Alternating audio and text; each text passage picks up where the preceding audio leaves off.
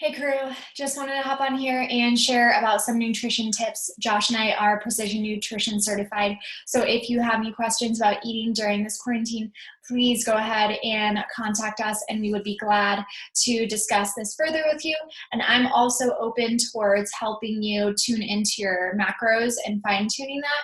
So if you need some support with that, go ahead and let me know. But here are some tips for food during this time. So the first one I just want to stress is the CrossFit diet is classified as eating meat, veggies, nuts and seeds, some fruit, little starch, and no sugar. So that may be looking a little differently right now, but just trying to be as consistent as possible with our eating. So I like to talk about hydration because that's something that may be bottom on the list sometimes. So especially if we're not exercising as much, our diet is going to look a little bit different. But for us, we should be trying to do either half or 1 ounce of water per pound. So if we weigh 150 pounds, here's a math problem for you. It's going to be 75 to 150 ounces of water that you should be drinking a day. So I stress consistency when it comes to that because I like to start off my morning drinking 22 ounces of warm water, just because cold water just, freezes. It's like cold to our system, it freezes our system, so it's much easier to get down, especially there's more benefits drinking that early in the morning. So, and then, with food, really just stressing finding meal timing that works for you. So meal prepping, I like to choose one day in particular to prep all of my snacks and get all of my food ready so that throughout the week, there's no, when you're sitting around or doing different things, there's no, oh, I'm gonna grab this bar, or I'm gonna grab some chips or something. Like you have your snacks prepped already. If you weigh your food, great. If you don't, that's okay too. But just recognizing your hunger cues, because right now it's really easy to overeat, especially if we're not going to work, just depending on what our schedules look like. So recognizing, physical and hunger cues, and just creating a routine around mealtime. So eating when you're 80% full, recognizing that physically in your body and not overeating.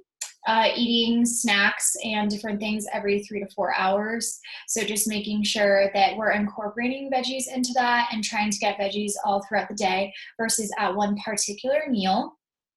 And of course, at Precision Nutrition, they really stress and eating whole foods, right? So we want to try and eat as many whole foods as possible. And the key to success with that is having time to prep those things.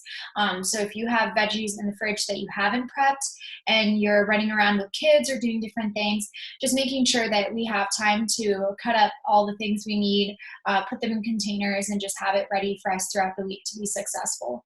So I like to start off Sunday, prep all day, and just really get us ready for success. Your day will look different, but just really stressing, just taking the time to carve that out for your food. And what else do I got? Yes, want to go into, so how much should we be eating?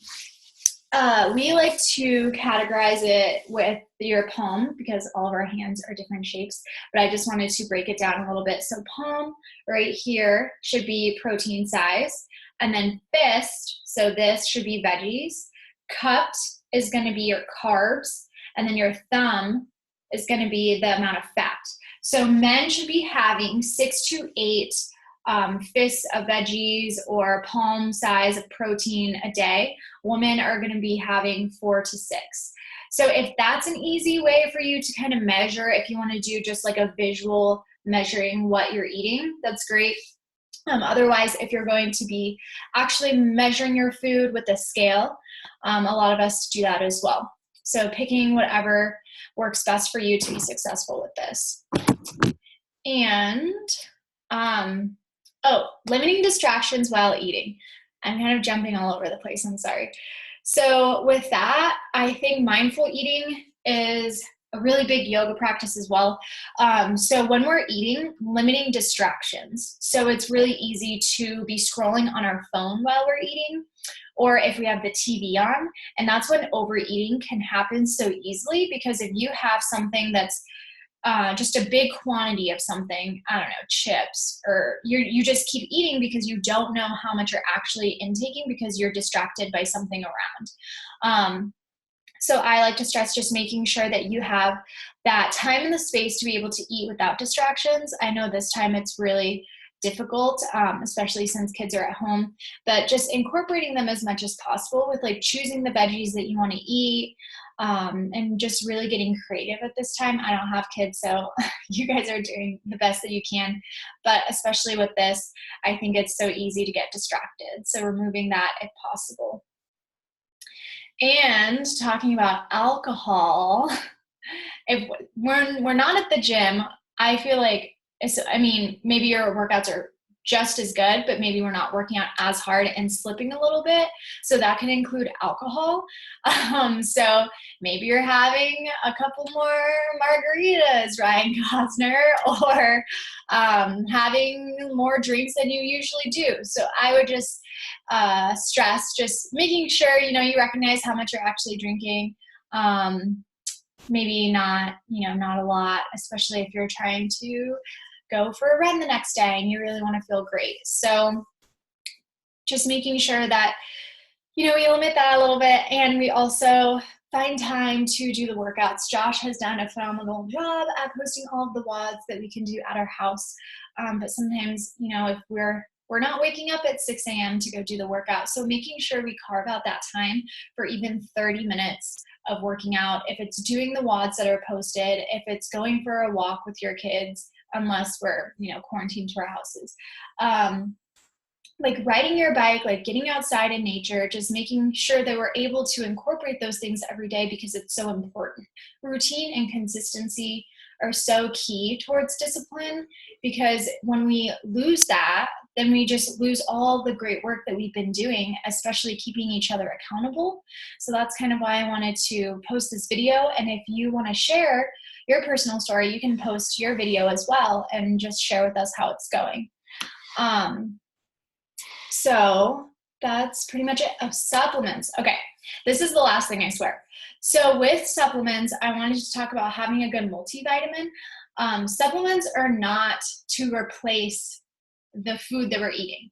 So if you're taking a multivitamin or like a green supplement, you still need to be eating all of those whole foods, right? Like all of those green veggies, versus being like, I took my supplement, I don't need to eat my green veggies, which I know you all know this, but I just wanted to reiterate that because if you're already taking a multivitamin, that's great. That's just like an added benefit that I wanted to just share with, if you don't, maybe that's something you want to incorporate.